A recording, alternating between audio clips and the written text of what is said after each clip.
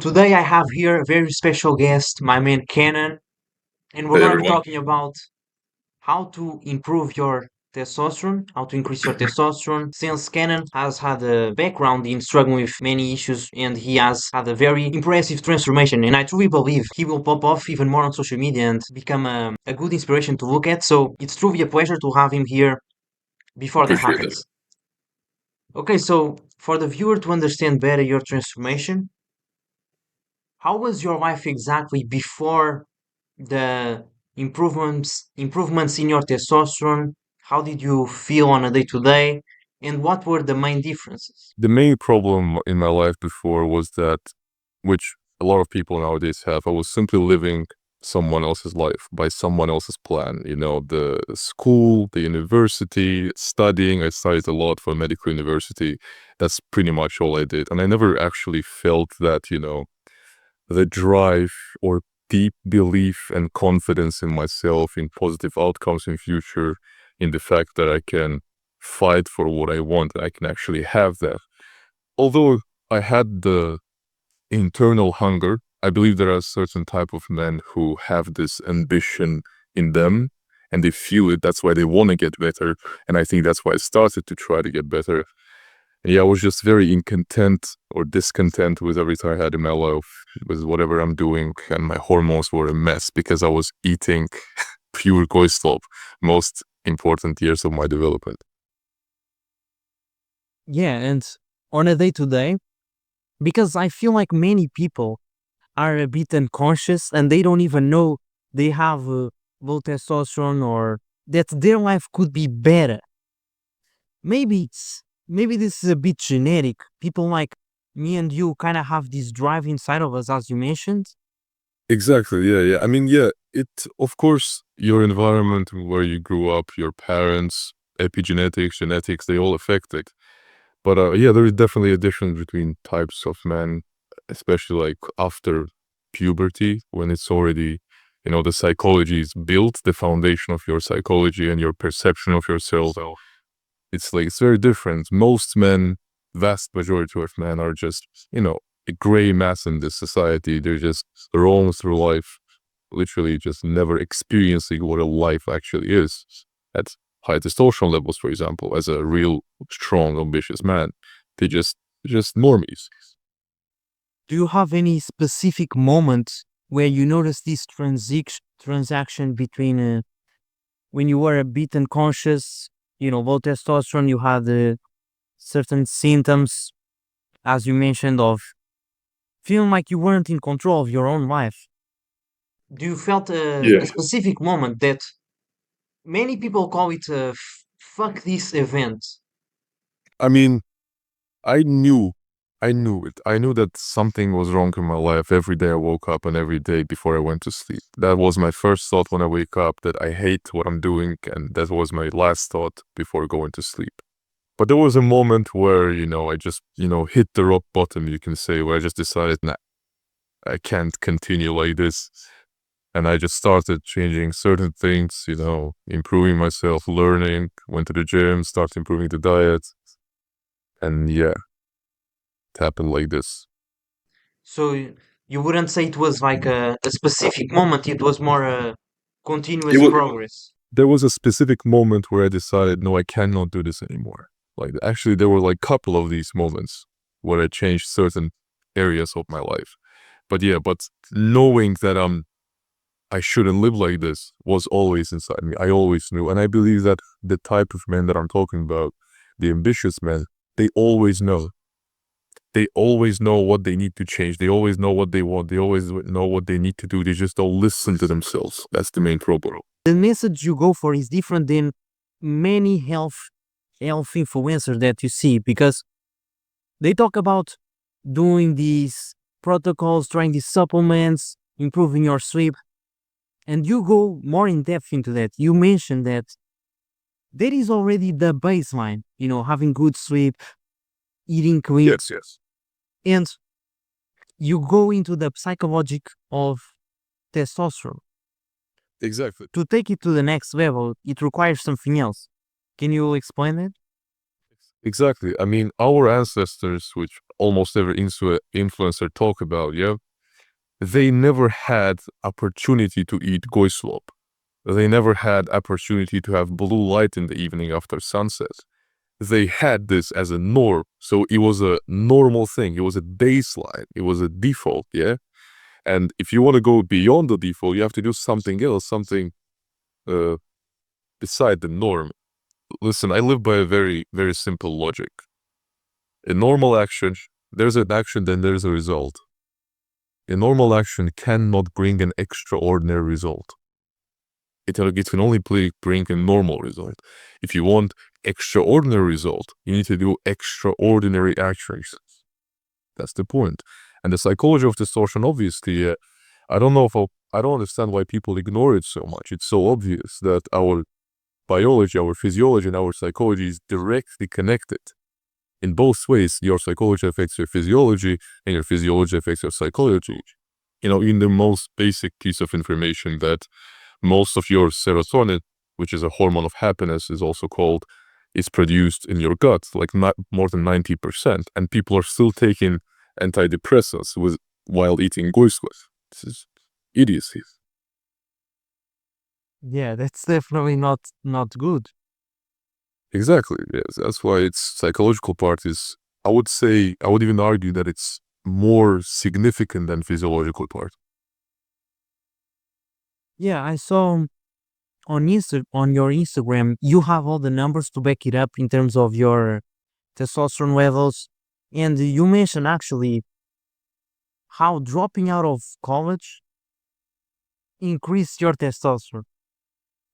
Well, one thing I want to mention is that for a long time I didn't post my testosterone results because I didn't think that this is relevant. Because it's not about a number on a blood test. There are so many factors that you cannot test on a simple blood test, which you simply cannot show as an evidence. You just feel it. That's all. There is your neurochemistry, which you cannot accurately measure in a blood test. There is other hormones, and a lot of coaches nowadays they show their total testosterone levels without showing anything else, as estrogen, prolactin, SHBG, which is also important. Again, it's not the whole picture anyway, but still. And the reason I posted it is because it seems to me that people still want that proof, that piece of at least small evidence to actually put their trust in someone.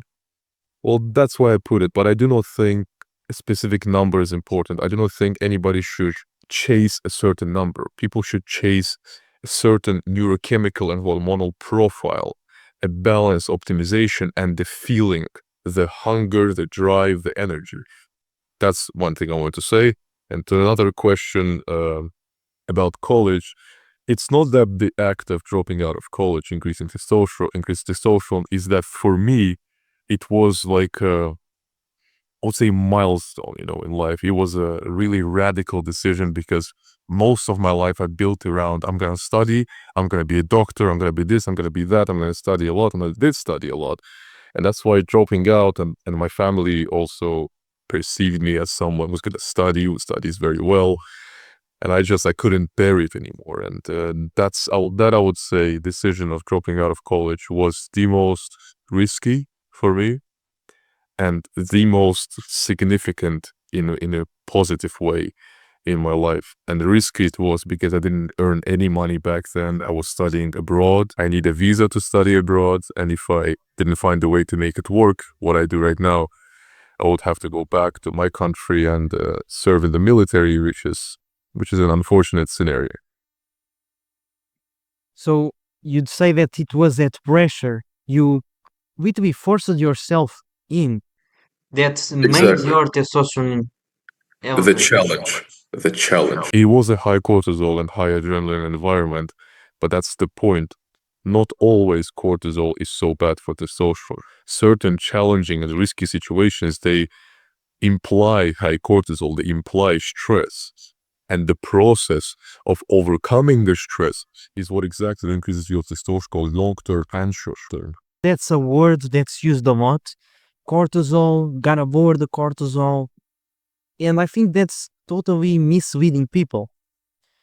People can't even do a cold plunge right now because it will spike their cortisol or something. I want to ask you, the when is it too much? Let's say a person goes to the military, maybe they don't have the most optimal food, but they're such in high stress, they're fighting for their country, for the family, they have that purpose. Perhaps their testosterone will increase. Exactly. But on the other side, they don't have like the optimal environment. They're stressed all day. When will this cause a drop in their testosterone and in their health? Like, what would you say is the middle term a person should go for? I would say it can go really far, the power of your psychology. Yeah, but of course there is a line. If you're in a very, very hostile and exhausting environment, at some point your body will just give up. It doesn't matter what you think, it doesn't matter how you think, you will just not be able to think that way anymore because your nervous system is simply exhausted. You don't have the resources for it anymore, you don't have the strength for it anymore. So there is a line. And a middle point, it's very hard to find. I would say it's really important for everybody to understand that if you do something and you feel good, continue doing it. If you do something and you feel bad, stop doing it. If someone has a cold plunge, takes a cold plunge every morning or every day, and they feel great, they feel energized, they feel amazing, continue doing it. Yeah, if someone does it and they feel exhausted, for the rest of the day, stop doing it. That's why there are so many factors, behind the scenes. There's genetics, where your ancestors are from, what's the season right now, what nervous system situation you're in right now, what hormonal profile you have. There are so many factors which you need to address. Yeah, and it's funny because I'm a person who's always really been disciplined on what I'm eating, and I think, I would see people eating junk food, they would not care, and they'd have better skin than me, or even they were perceived more masculine. They had more masculine traits when I was the one who was doing all the good habits, trying to be as optimal as possible. And that kind of, I took a step back to analyze what was going on, and I realized that all this stress, like me overthinking about the food, a person with low testosterone who doesn't embody masculine traits is the one who's operating out of fear, constantly checking his food, while the other one doesn't really care that much. Yeah, yeah. It's like, of course, there is such a psychological pressure present, and that's why I always say, that's why I don't follow like radically all these primal people on Instagram and dietitians, whatever. Yeah, I say that your diet should mostly be very good. If you sometimes eat something, even a piece of junk food, and you feel fine, it's okay, you can do it. It's because I always talk about how it's impossible. The only way for you to stay disciplined is create an environment where not being disciplined is not an option. Let me give you an example. Yeah, let's say you are in a burning house. You're not gonna feel lazy to get out of the house. You will definitely run out of the house as fast as possible because otherwise you're gonna die. So the discipline there, the lack of laziness and presence of energy stems from not being able to not be disciplined. Yeah. And the same thing applies here. Yeah. We live in a world where there's a lot of junk food around us, when there's a lot of tasty as hell junk food, sweets. And if you are in this environment and you constantly tell yourself, no, no, I'm not going to do that. You go with your friends to McDonald's and you take a piece of raw steak from your bag. If you constantly do that, you're going to go crazy. You're going to exhaust your nervous system, and you're going to one day, it's just a matter of time, you're going to relapse really badly. Really badly. You're going to start eating junk food like crazy. Yeah, I think The ideal is to truly have the right environment and doing the right actions. Yes. Yeah. And I think the issue happens when a person wants to do the right actions, wants to eat the best diet, the best habits, but their lifestyle, the environment around them, the people around them are promoting the wrong lifestyle, they're Exactly. constantly pressuring that person. That's when the issues can occur, because then the other person feels like they don't belong. They start acting on fear, like even taking out a raw piece of steak in the McDonald's. The person is, they're doing the right action. They're not eating the junk food, but perhaps they're doing it out of fear, and that's where the issues can occur. Exactly, the psychological part behind it, yeah. Yeah. So I guess this is my question. How does a person go about when their environment is misaligned with their goals, with where they're trying to get? To change the environment. One of my clients the other day texted me. He lives with his father, and his father is a very stressed man. He gets angry really easily, and it of course affects his psychology too. My client's psychology, and he asked me, "What can I do?" I told him, "You need to move out." Sometimes, for everyone who's listening to this, sometimes there is no other way but to do your best to change the environment. You cannot cope with the environment infinitely. Sometimes you just need to change it. If you're constantly, for example, I'm not drinking alcohol for a long time now. And in the beginning of April, I went to Poland to my friend's birthday, and everybody there, absolutely everybody was drinking. I didn't drink anything, but I felt the pressure. Even though I have no interest in alcohol, I don't think it is beneficial in any way. I don't think it is beneficial even socially in the moment, yeah? I can have fun without alcohol. But I realized that if I spend a lot of time like that with them, I am going to drink. Whether it's a small amount or a big amount, I am going to relapse because it is the environment. It is the exhaustion of nervous system to constantly push yourself from doing it. That shouldn't be like it shouldn't be like this. If your if your friends are bad influence, if your girlfriend is toxic, leave. Change the environment. Yeah, 100%. And sometimes that's the hard answer. It's a simple answer, but can be hard to implement. That's the truth. Yes. Nobody said it's gonna be easy though. Nobody said. What would you say is a general framework on actually how to increase your testosterone? For example, things like, as you mentioned, total testosterone is different than free testosterone. You have things like SHBG, you have Prolactin, things that most testosterone coaches, at least online, don't talk much about it. They just show the total testosterone. Can you explain more in depth these factors and how to actually increase your testosterone? It's quite simple, yeah. So there is total testosterone, there's total amount of testosterone in your body. Then there is SHBG, which is a sex hormone binding globulin. And you can understand it by the name. It's it's a globulin that binds to sex hormones. Sex hormone in this case is testosterone. So it binds to testosterone and it makes it essentially useless, unavailable to your body. So the rest, so total testosterone minus SHBG connected testosterone, it is your free testosterone. The rest are testosterone which your body can actually use and utilize and convert to other hormones like DHT or estradiol via certain enzymes. Yeah, and there's also prolactin, which is a direct antagonist of testosterone. So it is actually antagonist, meaning that if your prolactin increases, your testosterone decreases, and your dopamine also decreases because it's also antagonist of dopamine. But sometimes there can be a case where someone has normal or high testosterone levels, like maybe 900 even. I had this problem. I had like 900 or 950 and very high prolactin.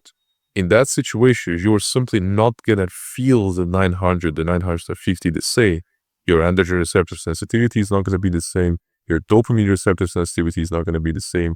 Processes in your body are going to change. And you're also gonna have higher aromatase activity, meaning more of the free testosterone is going to convert into estradiol. So that's why it's very important to look at the system. There's a reason it's called a hormonal system and not just a hormone.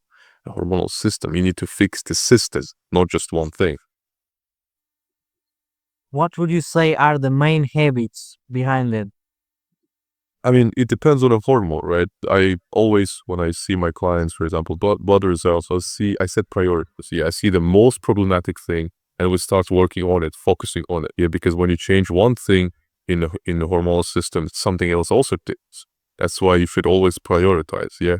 When it comes to techniques to or practices, the framework of increasing testosterone, physiologically, it's quite the same. You can say it's a good diet, it's getting the nutrients, it is sleeping well, resting well, giving your nervous system rest, not stimulating yourself with dopamine all the time. You're getting the healthy dopamine and physical activity, not just weightlifting. I wouldn't say weightlifting is like super optimal, super good for testosterone. Just being physically active, some kind of physical exertions.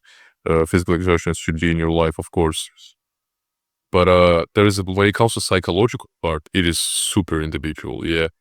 Of course, as a general rule, as I said, it is setting challenges and overcoming the challenges. The process of overcoming that challenge, the stressful environment, is what's going to give you the deep confidence, deep belief, and higher testosterone.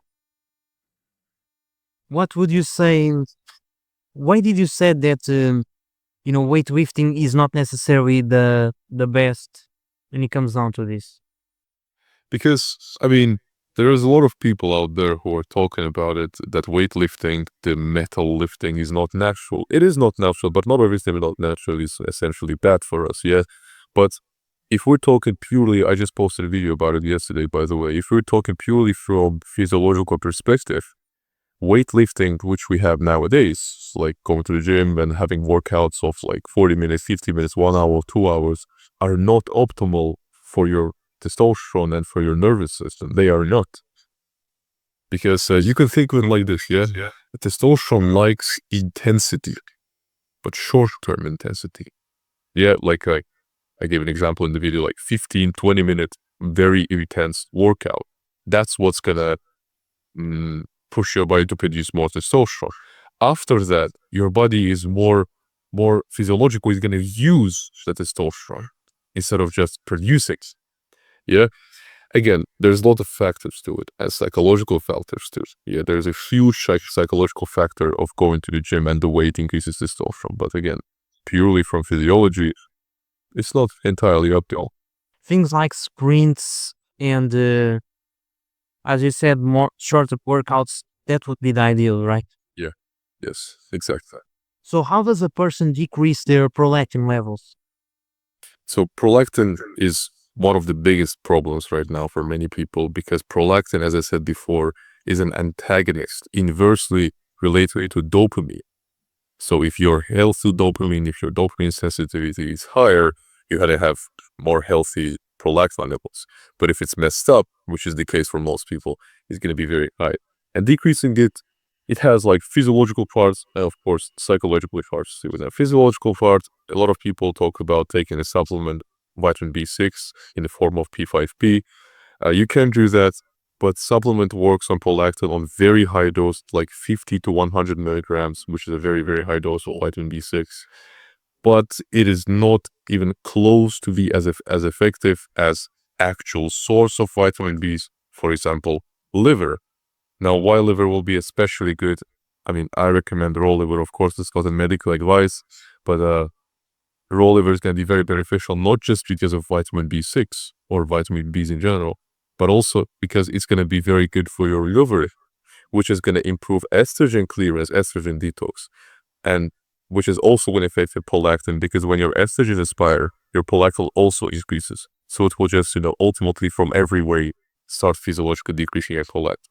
And psychological part of decreasing your prolactin, you need to understand that prolactin, it is a hormone of social compliance, of social submissiveness. That's why the more you submit something, the more things you do in life that you don't want to do, the topic that we touched already, yeah, that you don't want to do, the more it's going to increase your prolactin and decrease your testosterone.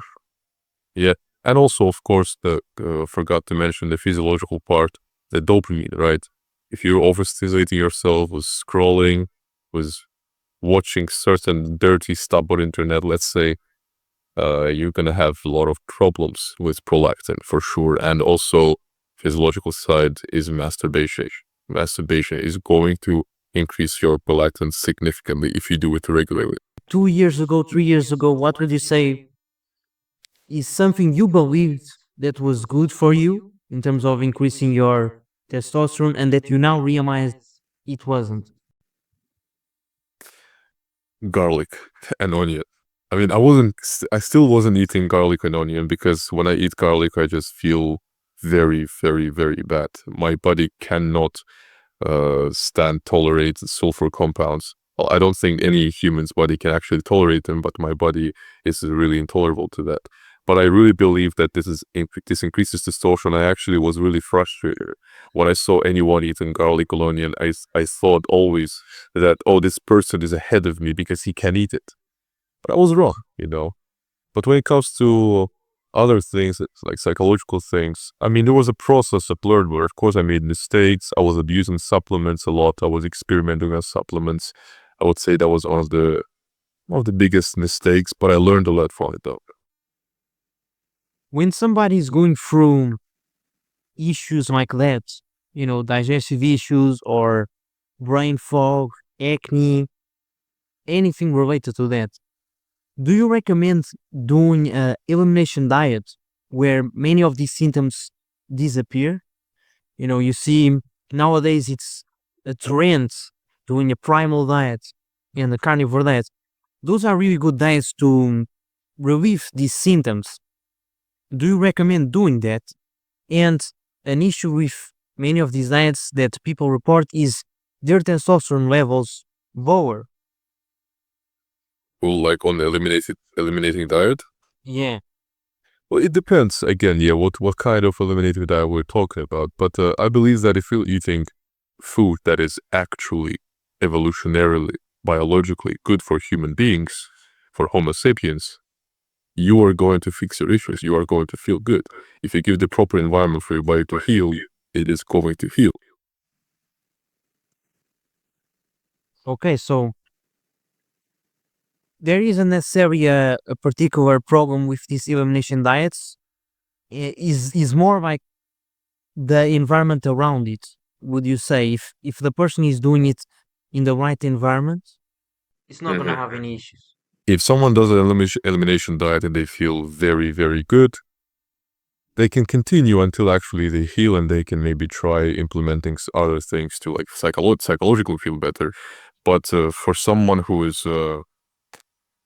I mean, you don't necessarily have to do that. That's just what I would say. You don't necessarily have to eliminate something very strictly all the time. You just need to eat good food. That's all. But if you have a serious problem, I always say this, if you have a serious problem, take for some time your diet very seriously, fix the problem, and then you can relax a bit more. I can tell you my story. I was eating whole foods, following the advice which you mentioned, which is just eating a good diet, right? I would Yes. always eat whole foods, but still I struggled a lot with acne, brain fog, gut issues, and it didn't seem to work. With me, I see all these people eating the same diets, they are thriving. And I actually had low testosterone levels, like 400. So it didn't really make sense. And I started to look into mitochondrial health, what actually, destroys the mitochondria, because the mitochondria is what creates energy. If you don't have the right energy efficiency, if you have low energy efficiency, therefore you cannot achieve clear skin. Everything that requires good functioning, clear skin, mental sharpness, it all requires energy. And so if the mitochondria is damaged, you cannot produce enough energy, therefore you'll have issues. That's something I realized. And I started studying things like how artificial light damages the mitochondria and EMF exposure. So I'm curious, what do you think about this? And relating it to testosterone also. Of course, yeah, if your mitochondria is not working properly, any process in your body, including production of testosterone, requires energy. Obviously, anything requires energy. If your mitochondria, which is an energy factory of your cells, they're not working properly, then you're going to have less efficient steroidogenesis, so less efficient testosterone production. It's definitely going to affect that. It's more indirect though, but it still affects that. That's why I always say it's not black and white. As you see, you said yourself, I was eating good food, but there's mitochondria, there's energy, there's a lot of factors to it. That's why you need to fix the whole system.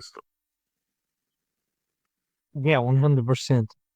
Yeah, when it comes to blue light on things, of course, it definitely is detrimental for your mitochondria, for your thyroid function. There are even studies, I think, that show that blue light exposure causes diabetes in people. To that extent, yeah, it's very, very significant. Yeah, I've seen some wild studies on even how artificial light can be actually turning people gay. Things in that realm. So It's possible. Possible. yes, so it's kind of wild. So do you know a testosterone coach called Nathan Sages? Yeah, I do know him. Okay, so he promotes a lot of these little hacks like drinking pomegranate juice. Pomegranate juice. Yes, exactly. And raw carrots, for example, to detox excess estrogen. And it seems a bit misleading because as I studied more about, for example, mitochondrial function, which, as we mentioned, it's key to increase testosterone because increasing testosterone is needed for, increasing energy efficiency is needed to increase testosterone. Of course. So if a person lives, for example, in Sweden, in a high altitude, they don't have access naturally to pomegranate juice or some carrots, depending on the season. And these can, therefore, they're going to be eating these foods from, tropical weathers where the deuterium levels aren't going to be at the range that they should. They're not going to be able to deplete that deuterium in those high latitudes. Therefore, these can mess up their mitochondria, their energy efficiency. Do you feel like this is relevant? The eating foods that are local and seasonal because of the deuterium levels, and therefore these tips and tricks can be misleading and actually cause more harm. Yeah, again, depending on so many factors. Yeah, it's not black and white. There is a climate factor that you live in. Yeah, as you mentioned, Sweden, so there's not a lot of UV, but there's ultraviolet light. Yeah, there is no. It's a cold environment, right? So your mitochondria function differently. But there's also genetical factor, like where are your ancestors from? Yeah, because if your ancestors from tropical environment, yeah, and you live in Sweden right now, maybe it actually can be beneficial for you to drink pomegranate juice, to eat carrots, to drink certain things potentially high in deuterium, because your body is more adapted to deuterium. But at the same time, UV sunlight is the primary way of, let's say, detoxing, is depleting the deuterium levels. That's why in Sweden, if you don't have that, it can cause issues. Again, there are so many factors to it. Would I say that if someone in Sweden does everything right for testosterone except for pomegranate juice and everything, will that significantly limit them? Possibly. Maybe, maybe not. I enjoy pomegranate juice so much that I know for a fact, it doesn't matter where I lived, I would enjoy it so much, I would get so much pleasure from it, that it would definitely not decrease my testosterone much, yeah? But of course, it depends on the amount. If I drink like 10 liters of pomegranate juice in a day, obviously that's not going to be no good for me. Yeah, so there's a lot of factors to it which we need to consider, yeah? Yeah, I know. There's definitely a lot of factors. The thing is, I have found it very hard to actually know what's the right things or not because I tried following those, protocols, drinking raw milk, implementing the raw carrots, the probable juice, and I actually noticed issues from it. Like I started getting breakouts, for example, from the fruit juices because of the high amounts of sugar in them, and especially in the winter. Like in the summer, I can deal good with them because of the UV, but in the winter, it doesn't make sense for me to be drinking that. And I think it's a lot of people don't talk about this. They just tell you do this diet, and they miss all the other factors. Yes, but again, as I said before, listen to yourself, so listen to your body. If you see that this is not good for you, don't do it. I went in beginning of February to Azerbaijan, my home country, and I had a lot of pomegranate juice. Bro, I felt great. A lot of pomegranate juice. I didn't have any breakouts. I didn't have energy loss, not at all. My testosterone was, I mean, I didn't take a blood test, but I felt as amazing as before. So if I had like super drop in energy, if I had like acne breakouts or super strong constipation, I would definitely consider not drinking it. But I felt fine. If you don't, you shouldn't drink it. That's a good point. Yeah. Do you feel like I feel like this is a big myth? Do you feel like there is a correlation with high testosterone levels and acne? Yes, of course. I mean, not exactly just high testosterone. It's about the hormonal system and the clearance of detox from excess. So, yeah. For example, we know that estrogen comes from estradiol specifically in our body comes from testosterone, aromatization of testosterone. Now, estrogen clearing happens in the liver. If your liver is not working properly, you're gonna have a congested liver, which is gonna cause a lot of detox issues, detox from hormones, detox from trash you're consuming or toxins that are in your body, which is gonna cause, which are gonna cause the breakouts. Yeah, acne breakouts. So there is a lot of factors. Yeah. Yeah, of course. I said it was a myth because at the time I used to have a lot of breakdowns, and I used to tell myself, "Oh, this is good. My testosterone is increasing." When it wasn't, when this was just a limiting belief, I was just coping to feel good about the issues I'm having, and that is something that actually the doctors, the dermatologists tell you that, oh, this is all hormonal, it's genetics, it means you're developing. No, it means your hormones are disbalanced. Your hormones, there's something wrong inside you. Yes, of course. Yeah, exactly. In regards to this, a lot of people feel like they can achieve the results by themselves alone because we live in this digital era. We have all the information in our hands through hopping on ChatGPT or Google. So I'm curious, what is the role as a coach? Since you are a coach, how do you go about helping your clients actually achieve the results? It's very simple. Coaches exist not because they have a secret book with secret knowledge that they share with nobody. No, because simply coaches are people who spend a lot of time trial and error, trying things, experimenting on things, and they found what actually works. They are there to save you time. That is the main purpose of a coach, at least in my understanding, because everything I know, everything anybody knows is somewhere out there. But good luck finding it. That's the point. Good luck finding it in 1 month, 2 months, 3 months, half a year, 1 year, 2 years. There is ton of information out there, false information, mid information, very good information, and you won't know if it's actually very good until you find someone you trust or you try it yourself, because nowadays with the amount of evidence studies, there is evidence to support any claim. There are studies to support veganism, there are studies to against veganism. There's evidence for everything.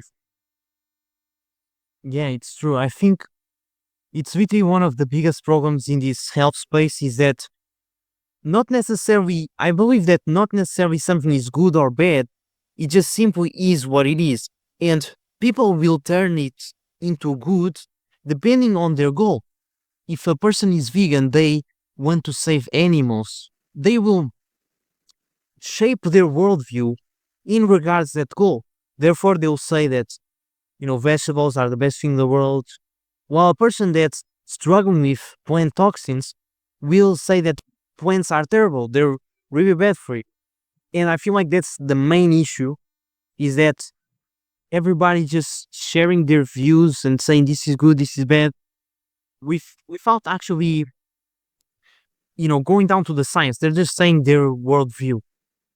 And in regards to this, I feel like it's so easy to get sucked into these pendulums of energy, of getting dragged down into, let's say, oh, you have to be a vegan or carnivore or a primal diet or avoiding all the artificial lights there for you. Like, all this energy is just, they drag you in a way to this. It's kind of like politics, where you are forced in a way to be in the right side or left side. You can't necessarily have your own free will. In regards to this, do you feel like there is real pendulums sucking you down, and how do you go about avoiding them? It's what I said before, that most people are normies. They're just part of the crowd, and they have no ability, whether it is intellectual ability, whether that is a hormonal ability, to actually get out of the crowd and find the perfect middle. Yet most people, vast majority, they need to follow an extreme. Yeah, most people, they cannot find a way in the middle. They just need to follow either veganism or more plants are good, or more plants are less plants are good, more meat is good. Yeah, that's why it's the problem. And again, as I said, abundance of information out there. And you said a lot of people share their views without showing science. But the problem is, we live in such a weird world that there is science to support anything nowadays. Yeah, we have all these people promoting eating things like broccoli, garlic all the time, yeah, which are antibacterial and showing evidence that this is good. Studies on the PubMed. It's like a normal person opens Instagram, opens TikTok, watches these influencers, and think, oh yeah, this is good. This is true if he shows studies. But it's not so simple. With such an abundance of information and false information, false studies too, it's very hard for a person to know what to choose, what extreme to choose, how to find the middle. They get confused. Do you have any mindset or thought process that you go about to make sure that you don't fall into these fallacies? Yes, I experiment on myself. Pretty simple. That is really pretty simple. Whenever for example, the primal diet, yeah, raw meat, raw organs, how I started it. Yeah, I started getting more into it. I started listening to people who support it, listening to their arguments. Their arguments seem pretty logical, but there's also a lot of information, a lot of studies, proof, showing that this is dangerous, this is bad. At some point, I decided I'm gonna waste too much neural resource on this. I just need to try it myself. I knew the risks, potential risks, that if they're wrong, I'll end up being in a hospital. But I didn't, and I feel actually good. So that's the main thing for me. I just experiment on myself. You post on your stories your clients doing inner work with journaling to increase their testosterone. How does that work? Journaling, I believe, writing down is one of the most powerful, if not the most powerful way to actually break down what's going on in your subconscious, to understand what's going on in your mind, to reflect deeply. Yeah, and journaling can help in so many ways to increase your testosterone and balance of hormones. For example, if there's a stress source, writing it down, journaling about it can actually help you understand better the situation and release that internal pressure, psychological pressure, and also find a way to fix it. And getting rid of stress will increase your testosterone. Or one thing where I'm doing all the time with my clients is a journal, basically like a task list, but you're writing a journal for the next day, and the goal is to write everything you are sure you're going to do tomorrow. So not something you are 50% sure, not something you should do tomorrow, but something you are 100% are going to do. Like, for example, you're going to open your eyes, you're going to wear your clothes, you're going to go to the bathroom, things like this. 100% you're going to do. So what that creates, because your mind doesn't really understand the difference between reality and imagination, when you write down, it's like responsibility in your mind. It's like a promise. You wake up, you fulfill the promise, and over time, when you fulfill so many big and small promises, this significantly increases confidence in you. And confidence also increases testosterone. Not just testosterone increases confidence. It's always both ways. So you see, there are many ways how journaling can actually help you understand yourself, control your hormones, and optimize everything. That's a really good technique. I've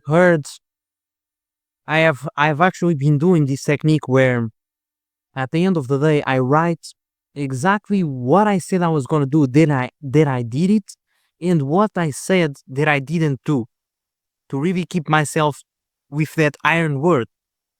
When I say something, I must stick to my word and get it done. Now, that's actually something I've struggled a lot with in the past. I'd say I call it boy psychology, where, for example, you don't want to go to college, you have a goal of building a business, getting out of the country, you have your mission, but your family is pressuring you to go to college. And so you end up going to please them, or you're scared to let them down or something. And even small things like your friends invite you to go to this party and you don't want to go, it's not part of who you are, but you just say, maybe I'll go. And clearly you don't want to go, but just say maybe, because a bit of people pleasing and struggling to say no to people. How do you go about fixing this? Yes, exactly. So you need to first understand, why are you not able to prioritize yourself? It simply stems from one thing. You either don't love yourself, or you don't respect yourself, or it's both. It stems from that. When you understand that, you can now break down and figure out with a reflection, deep reflection, like not just sitting there for 5 minutes and thinking about it, but like hours of silent reflection, of journaling even maybe, to understand, why is it you're not prioritizing yourself, and how does that make you feel? You need to show your mind evidence that certain behavior that you choose to do every day is not good, that you need to act differently. Because your mind doesn't really understand why is it bad. It just understands that you feel bad. That's why you need to show it evidence why this is bad for us. You understand? And going about it there is no literal cheat code, rather than just doing it. Again, so as I said, showing evidence. Whatever you want to change in your behavior, in your mind, you need to do it first, then show your mind that you see this behavior is better. So let's say you're not able to say no to people. The first thing you need to do is actually start saying no to people. Action, it precedes the result, you can say. It all starts with action. When you say no to people, you feel good, you come back home, preferably journal about it, write it as an evidence to your mind. Because when you're writing down, it's much stronger, you reinforce it even more in your mind. By your hand, by the way, not on the computer or on your phone. You write it down, you reinforce that behavior. Next time, it's going to be easier for you to do it, because you already know that this behavior makes you feel better. And you do it, and it just becomes easier, and easier. Essentially, you need to brainwash yourself to be the person you want to be, right? Exactly.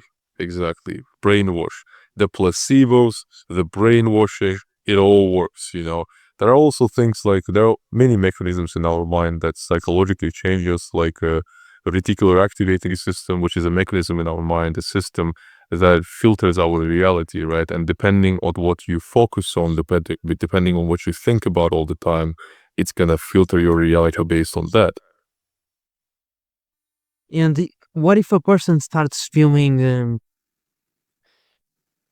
I forgot the specific name, but they just feel like their mind, they're playing a fraud, essentially. They get that imposter syndrome. That's it.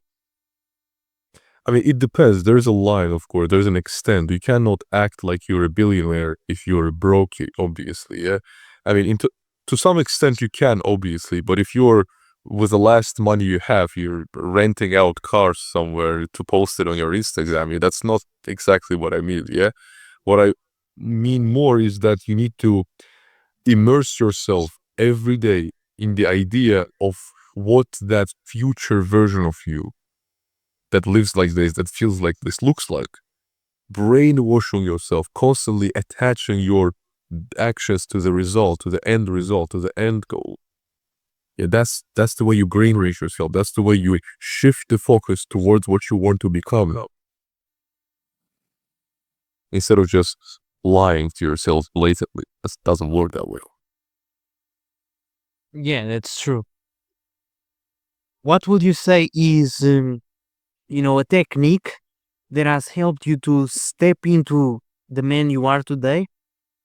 That it isn't something talked about online, and you discovered it more underground. I would say it's really not black and white, and it's really hard to choose one. But I would say the most important thing that affects you in so many ways, physiologically and psychologically, is perception. It is self-perception and it is social perception, because we're social beings and it's important for us how society around us perceives us. Now, what I mean exactly by that is, if you are a low testosterone man, a boy, and everybody else perceives you as a high testosterone man and listens to you as the most dominant species on the planet, you are going to become a high testosterone man.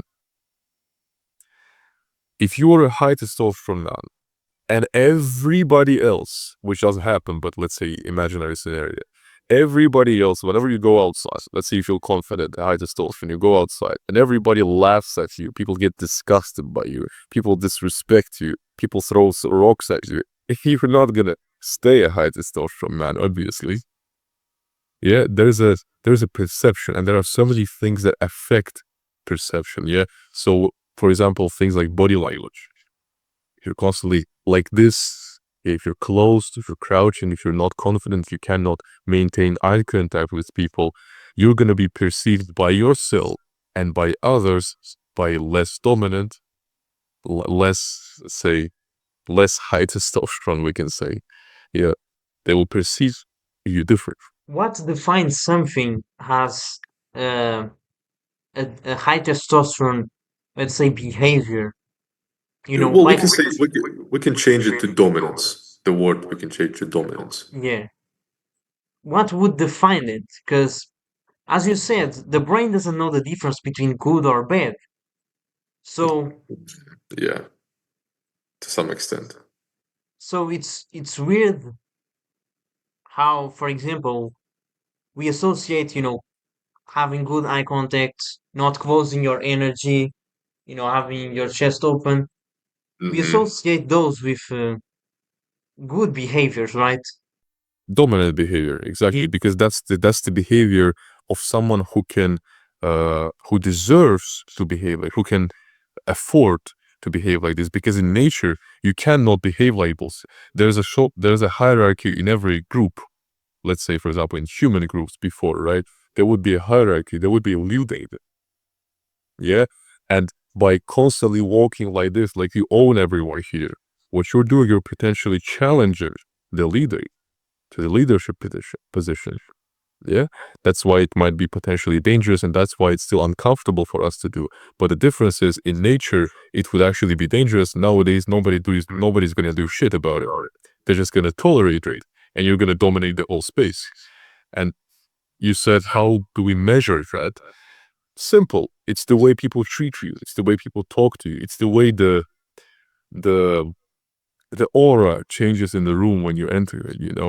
It's completely different. You know, when you enter a room, some people stand up and greet you, and when you're low testosterone, nobody respects you. You're at the bottom of social hierarchy in a group. You can enter a room, nobody's gonna even say hi. That's the way it is. That's life. It's harsh. Yeah, you really answered the question very good. I think it's ingrained in our brains Yes, from subconscious.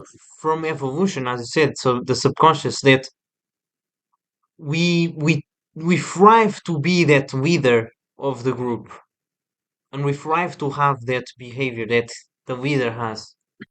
Exactly. My client told me a story the other day. He was in the gym, and there was a guy, a huge guy, like shredded, you know, maybe even a fighter. I don't remember exactly, but they caught like eye contact with each other, and my client was just kept staring at him, and he told me like we were staring at each other maybe like for 5 minutes, just straight staring at each other. And then the big guy, he turned away, who just couldn't do it anymore. He lost a psychological battle. After that, my client told me he still cannot look him in the eyes.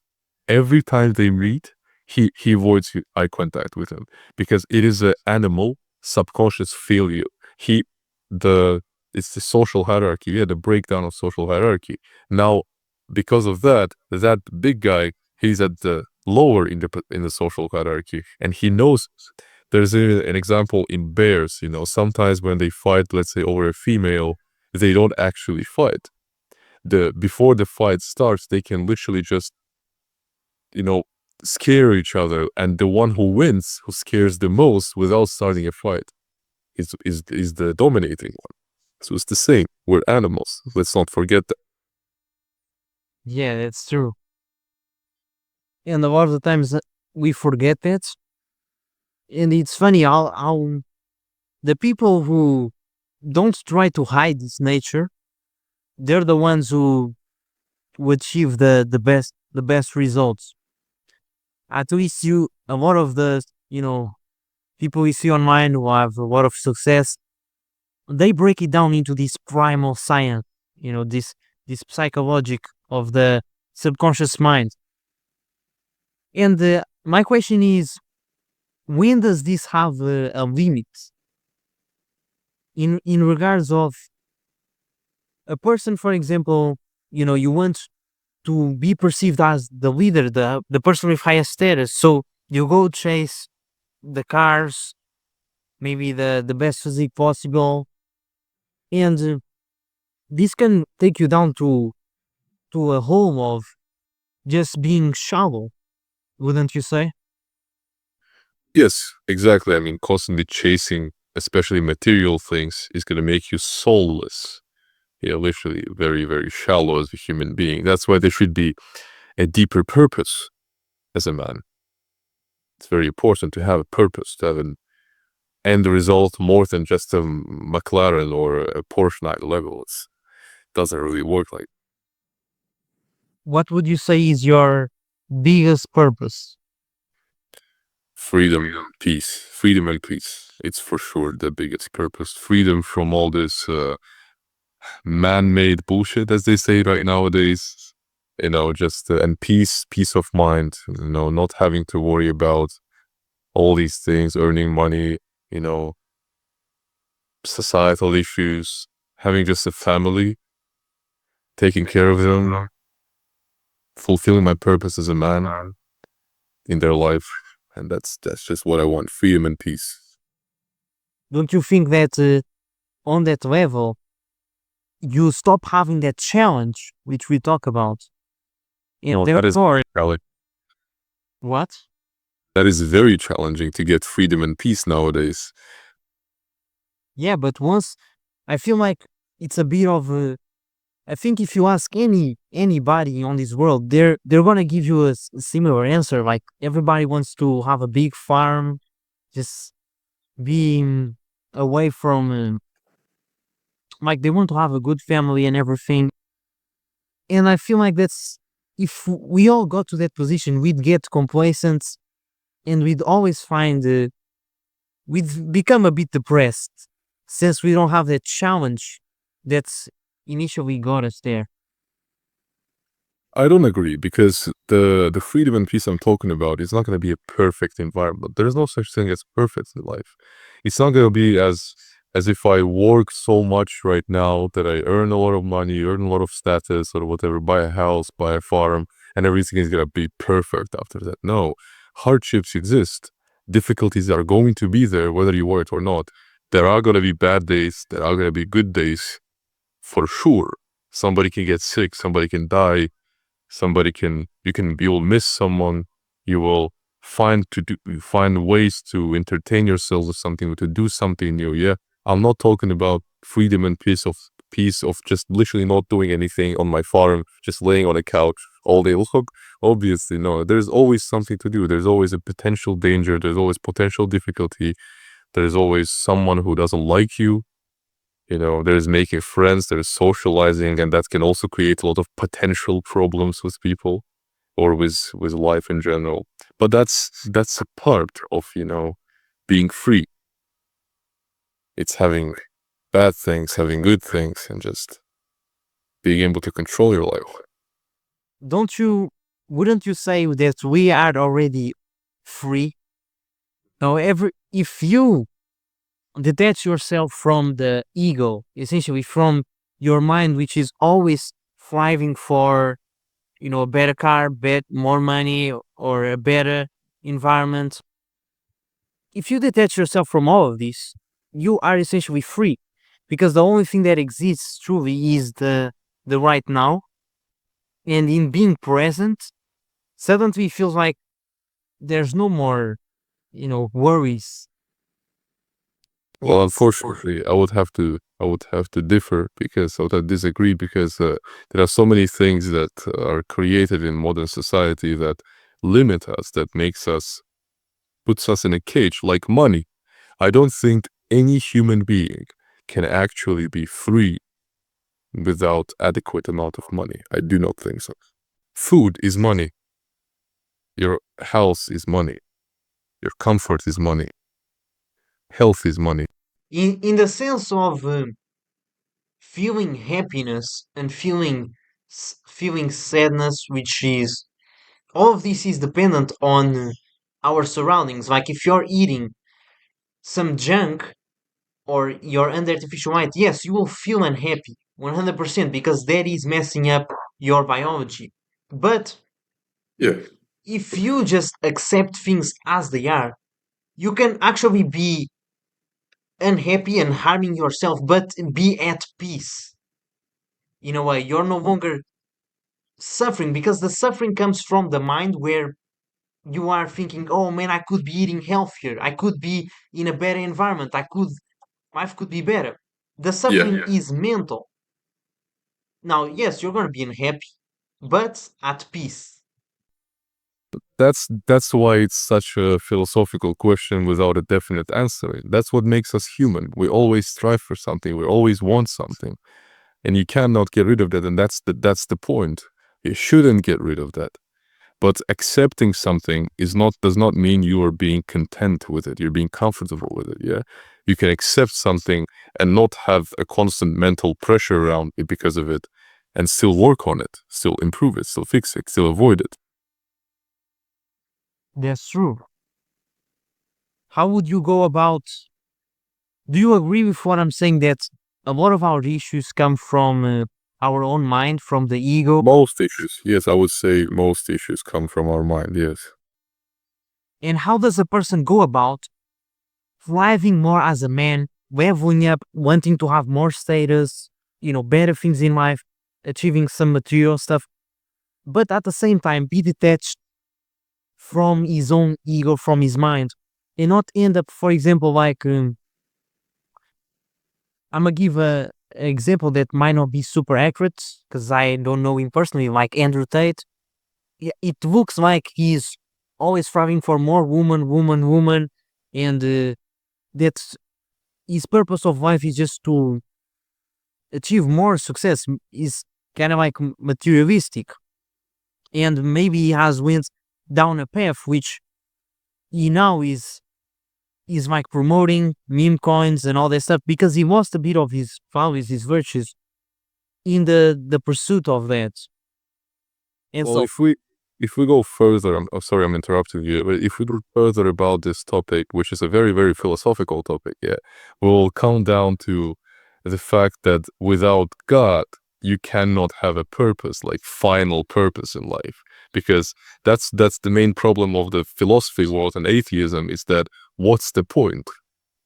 The purpose of life, there is no purpose of life. It's life itself. Yeah, it's really, you can go about this question, this interpretation as many times as you want, but the only stop there is God. Yeah, that's why if we just proceed, there's going to be endless discussion about it. That's why. that's very good. Very good. Correct me if I'm wrong, but I believe you posted a video talking about vasopressin, oxytocin, and polygamy and monogamy. You talked about this. Yeah, I pronounced it wrong. Monogamy. How does this impact a man's life? What's your thoughts on it? That was a long time ago I posted this video. You did your homework, yeah? And yeah, I mean, it affects a lot. It affects the understanding of what actually is going on. There was actually a girl who answered that video, reacted on that video, showing studies, disproving my take, everything. But that's useless, Sometimes I say to all of my clients that sometimes you don't need studies, you don't need proof, you just need to look around. Yeah, the video that I made, the point that I made, is simply an explanation to what's going on in the world. What girl said, okay, it's true, like partially true, and she also supported it with evidence, but it contradicts what's actually going on in the world. If someone shows me evidence that, look, the sky is actually green, I'll say, guys, I don't know what you're on about, but the sky is blue. Same thing here. If someone tells me that, oh no, we're all absolutely monogamous, and I see that almost every man who has the ability to not be monogamous is not monogamous. I just need to find an explanation to what's going on around me. I need to find an explanation to that. And I dig deeper into that, and I found that in men, especially in a hormonally healthy man, high testosterone man, vasopressin is more of a dominant, let's say, pathway of attaching, of bonding. And while oxytocin is more of a emotional bonding, emotional attachment on a specific individual, vasopressin is more like territorialism, which is an innate masculine trait, to be territorial. To be territorial of everything you have, of your woman, of your material things, of your kids, of everything, of your beliefs even. Territorialism. That's why it's different. That's why women are more... A woman is monogamous, in my opinion, and biologically we can see that she's more oxytocin dominant, and she gets bonded, attached to one person. And men, they also have oxytocin, though, don't get me wrong. Yeah, they also bond, they also attach to people emotionally too. I'm not saying that polygamy is better than monogamy, or that men should be polygamous or monogamous. I'm just saying that this is the fact, and it explains what's going on in the world. Yes, it seems like the roles are kind of switching, where we see men nowadays which want and have that fantasy of like settling down with one woman and just putting a girl on a pedestal and pedestalizing her. And then we have the opposite, where women kind of see men as they don't really care, and they're going out to parties and getting with a bunch of guys. And I don't want to generalize, I'm just giving out clear examples that you can find on social media. I've seen many videos of, you open the comments and there's a girl like hooking up with some guy, being a degenerate, and the girls are like, go girl, you do it. When this is terrible, it's absolutely disgusting. You say absurd, yeah, but because what I specified when I specified a hormonally healthy man, right? So we're talking about hormonally healthy people. A hormonally healthy feminine woman with no brainwashing mechanisms in your mind, programs, she will not be able to do that. obviously. Yeah, and there are many reasons to all these social issues, and it's just, again, it's just something I think is useful to understand. That's all it is. But to just the last thing I'm gonna say about this is that I think, especially in our world right now, monogamy is better. It is better to stick one woman, and for a woman to stick to one man. But that's inevitable anyway. Yes, I that's a good point, and I agree with you on that. I think we covered a lot in terms of the psychological levels and subconscious mind. Do you have anything else you want to add for the viewer? Something that isn't talked about enough and that has completely changed your life, has helped you a lot? Listen to yourself. That's all I wanted to say. Be honest, radically honest with yourself, and listen to yourself. And that's listening to yourself is like precedes the honesty. Yeah. Do not ignore your own internal desires of something. Do not ignore what you actually want. You were born to live your life the way you want to live it. You never asked anyone to give birth to you. You never asked for this life. So you were born to be you. You weren't born to fulfill your mother's, father's, brothers, aunts' desires. You weren't born to fulfill government's desires. You were born to be you. Because if you're not you, nobody else is going to be you. That's all I I want agree to say. with you, man. Although that with a lot of, brainwashing and like from the day you're born, you are watching cartoons. Your parents are putting you these desires, maybe to go to college, be a doctor. How can you even trust yourself if your hormones are also messed up because of the food, because of all this stuff? The shampoos you even use are messing up your hormones. Well, that's, I guess, is a part of natural selection. Yeah. Some people realize they're brainwashed and get out of it. Most people don't. I don't think there's a secret. If there was a secret, maybe life would be perfect, but life's not perfect. And it's definitely not fair. Yeah, I think that covers a lot. And yeah, it's definitely hard to like understand if, because a lot of the times we are emotional beings, and we tend to fall for the environment around us. We tend to try to fit in, like from that primal desire. If you are separated from the tribe, you are going to die. Exactly. Primal times. So you're saying to listen to yourself, but if your instinct is going to be to fit in, how does that work? How can somebody listen to themselves? Perhaps they're going to be emotional and acting from limiting beliefs in their mind. That's what I said before. Nobody said it's going to be easy. And that's what makes us conscious animals, conscious beings. We can't think outside of the box. We can't think outside of our instincts. We can understand that whatever is going on in my tribe right now is not okay. Yeah. That's why, yeah, and you're right that we have this primal, ancestral fear of being socially rejected, socially criticized. Yeah, that's why it's hard. That's why most people can't do it. If it was easy, again, we would live in a perfect world. Yeah, that's true. I think we covered everything needed, and I hope the viewer got a lot of value from this. I hope If so too. you if you want to know more about Canon, you can go find him on Instagram and YouTube. Just search his name, and you'll have a lot more value to find.